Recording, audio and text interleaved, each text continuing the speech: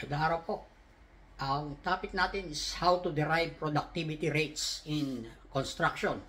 Bibigyan ko kayo ng outline. Dito sa board, nilagay natin, ito yung title natin. How to derive productivity rates in construction or general construction. Magbibigay tayo ng tatlong example. But bago tayo magbigay ng example, pakikita ko sa inyo yung outline. Dito sabi natin, procedures, know the following information. Yung number 1 is type of work if it needs to do it manually or without tools or equipment. Yan ang information na kailangan natin malaman. Manual ba siya or kailangan natin ng special tools or equipment? Yung mga tools na maliliit, kagaya ng mga power tools na ginagamit natin, kunyari nagdi-drill tayo, consider at manual pa rin. Pero ang sinasabi natin dito na equipment, yung malalaki, yung mga crane. Number 2 is get the quantity. Example, how many square meters or cubic meter, yung volume. Kukunin natin yung estimate ng construction estimator, kukunin natin yung quantities na na-derive niya. Number 3 is figure out its complexities. Ito importante. If it is beyond normal condition. Tingnan natin, mahirap bang gawin dahil hindi ito yung normal na condition. For example, nasa isang sloping ground or nakalubog ba sa tubig. Accessibility, mahirap siyang pasukin dahil maraming mga puno o marami tayong iniiwasan. Hindi natin kaya tanggalin o hindi natin dapat tanggalin dahil kailangan natin i-retain o iwanan. For example, meron tayong matatamang power lines. Hindi natin pwede tanggalin yon, kailangan nating ingatan. Kailangan makita natin yung site. Difficulties as work progresses. Ano ito? Kunyari, meron kang gagawin, maggagawa ka ng second floor. Yung formworks natin sa second floor, maglalagay tayo ng mga gamit. Yung pinabricate natin, mga formworks, itataas natin. Meron tayong ramp na ipoproduce. Dadali natin din yung formworks, yung pinabricate natin sa ground. And then, pagdating sa taas, i-assemble natin. Mga bakal, ganun din, i-akit natin sa second floor. But pag natapos natin yung second floor, babakbakin natin yung forma, ipoporma naman natin yung third floor. And so on. Nakarating tayo sa third floor, sa fourth floor, sa fifth floor. Pahirap ng pahirap kasi pataas ng pataas yung ginadala nating materyales doon sa taas. Kaya sinabi natin dito, difficulties as work progresses. Ito yung outline. Papakita natin yung tatlong example na sinasabi ko para makapag-derive tayo ng productivity rates.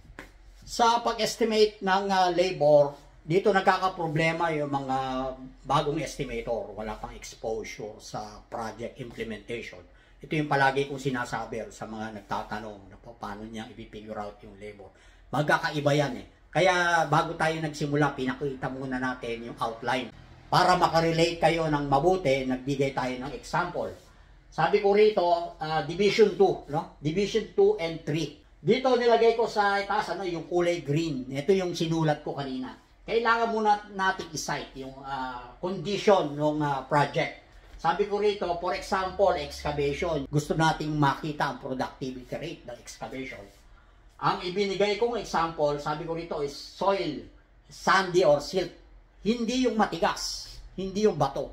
Hindi rin naman yung putik. Normal condition. Kailangan nating malaman yung type ng lupa para yung productivity rate na gagawin natin is realistic. Sumunod is flat site condition, no obstruction. Hindi ko na-explain. Dito lang sa word of flat, hindi siya sloping, wala siyang irregularities pagdating sa ground. So, ito yung condition, yung sinabi natin kanina. Kailangan establish muna natin yan para makapagsimula tayo ng analysis. Sabi ko rito, isolated footing. Let's say yung uhukayin natin. Yung typical size ng footing is 1.5 by 1.5 by 1.5. Ito yung dimension ng foundation na uhukayin natin. Yung isang butas ng footing. So, ang analysis ko, ito na, sabi ko rito, 2 men, 8 hours per day. Dalawang tao ang maghuhukay. Palitan, yung isa nagbabareta, yung isa papalahin niya. Again, sabi ko kanina, kailangan tanungin natin ang sarili natin. Manual, wala tayong gagamiting equipment. Kaya itong analysis natin is for manual. So, 2 men, 8 hours per day equals 16 man-hours per 2 holes. Sa maghapon, makakadalawang butas yung dalawang tao, makakadalawang butas ng foundation at na ito yung sukat, yung 1.5 by 1.5. Kaya ang productivity rate o yung PR equals 16 man-hours divided by 6.75. Yung dalawang butas na may dimension na 1.5 by 1.5, merong 6.75 cubic meter. Kaya ang productivity rate niya, na ito yung condition, is 2.37 man-hours per cubic meter. Ito magagamit na natin ngayon. Alam mo kung ilang cubic meter yung total volume ng uhukayin nating lupa or foundation. Meron ka ng factor, 2.37 man-hours per cubic meter. Division 3, simulan natin sa formworks. Tatlo yung gagawin natin. Formworks, rebar, at saka yung pouring of concrete. So, simulan muna natin sa formworks. Ito na naman, may condition ulit tayo. Sabi ko, second floor. Yung productivity rate na gagawin natin, base sa second floor. All cast in place. Walang ilalagay na steel o walang ilalagay na precast concrete. Cast in place lahat sa second floor. Hindi third floor, hindi fourth floor, second floor. Okay po? So, wooden forms. Yung gagawin natin na formwork, yung gamitin natin is regular formworks. Yung plywood, papako natin sa kahoy, yung ipapabricate natin. Floor area, let's say yung second floor, yung entire second floor is 20 meters by 20 meters equals 400 square meters. In-establish ko agad, 400 square meters. Kasi mamaya gagamitin natin divisor ito para makuha natin yung PR, yung productivity rate. Tingnan niyo, sabi ko rito, crew.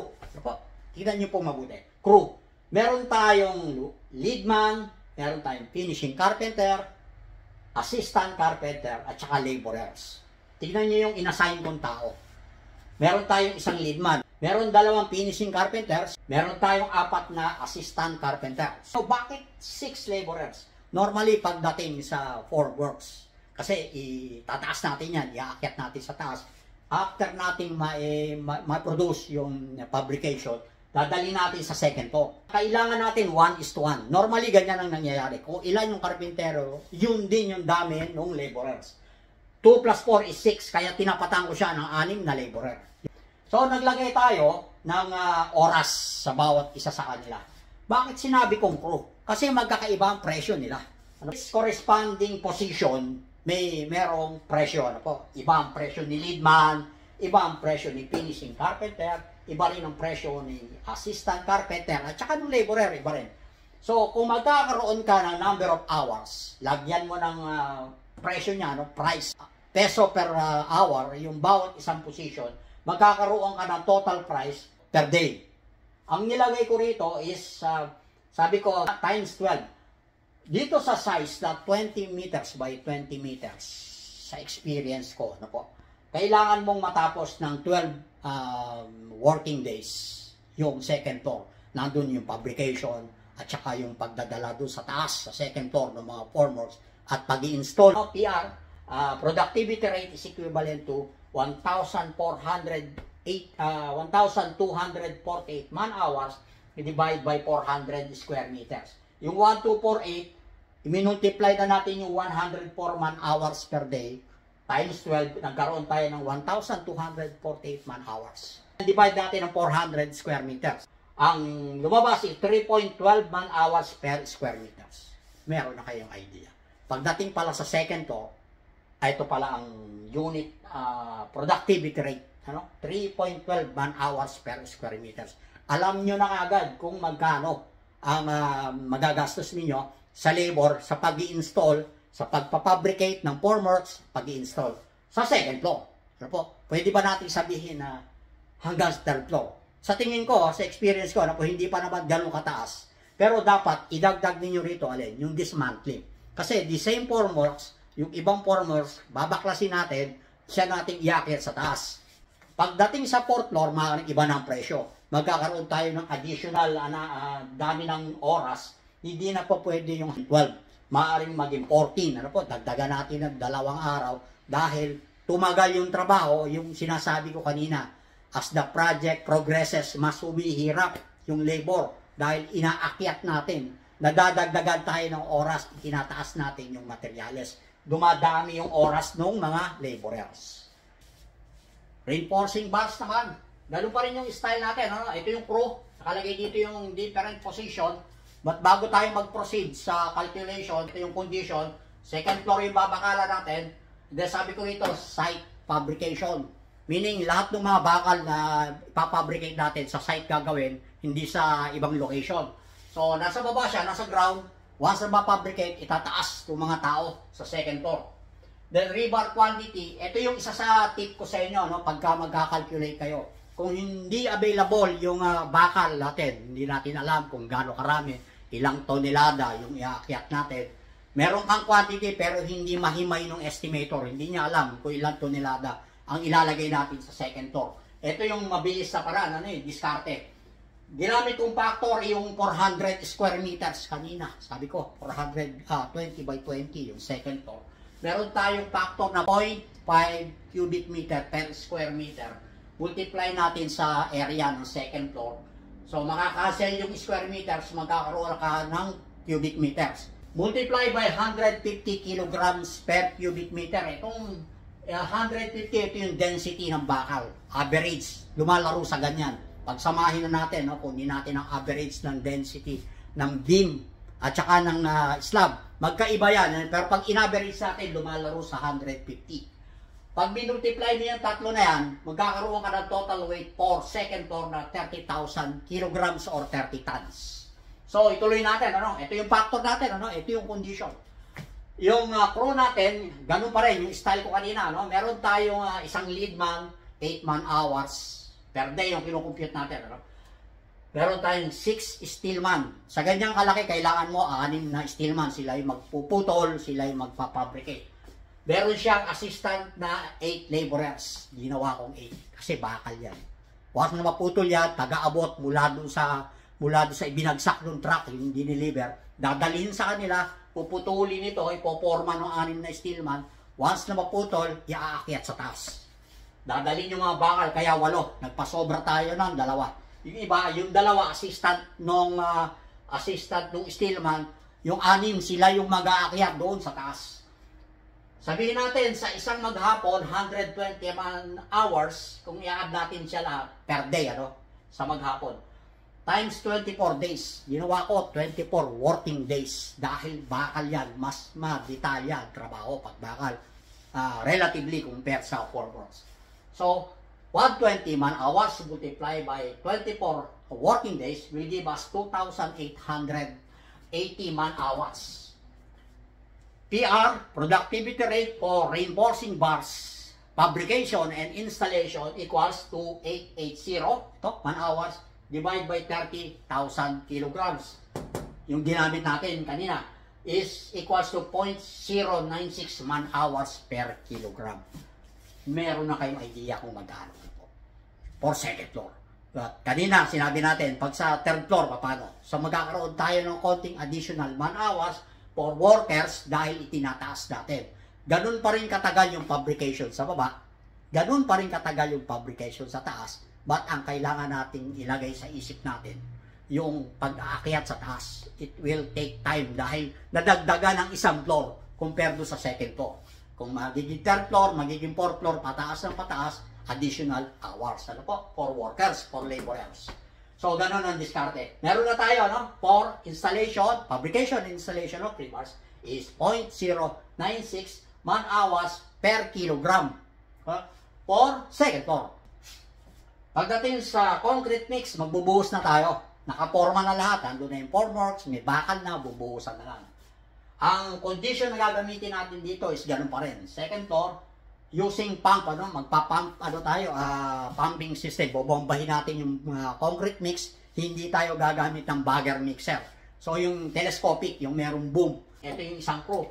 Kailangan si foreman, nilagay ko.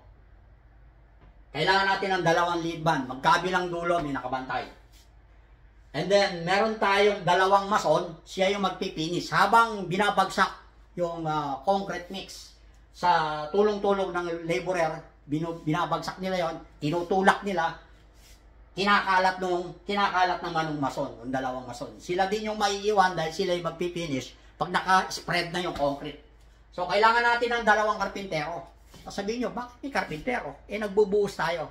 Sila yung nando sa ilalim, binabantayan nila yung formworks. Baka mag-collapse, nakikita nila sa ilalim. Habang nagbubuhos doon sa taas, tinitignan nila, baka bumibigay yung nilagay nilang formworks.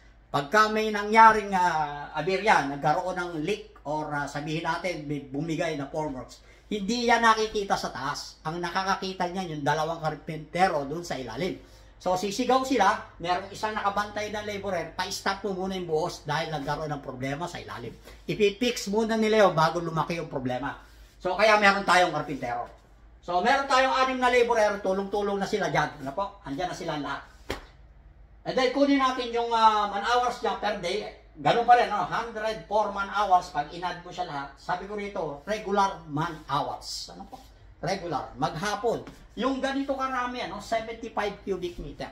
Sabi ko rito, 75 cubic meter yung buong second floor. Sabihin natin, yun na rin, yung 400 square meters. 75 or 80 or basta less than 100 cubic meters for second floor. Ibubuhos natin lahat. Sabihin natin, 8 hours sa maghapon, kaya ba yan? Tanungin po natin sarili natin, kaya ba yan?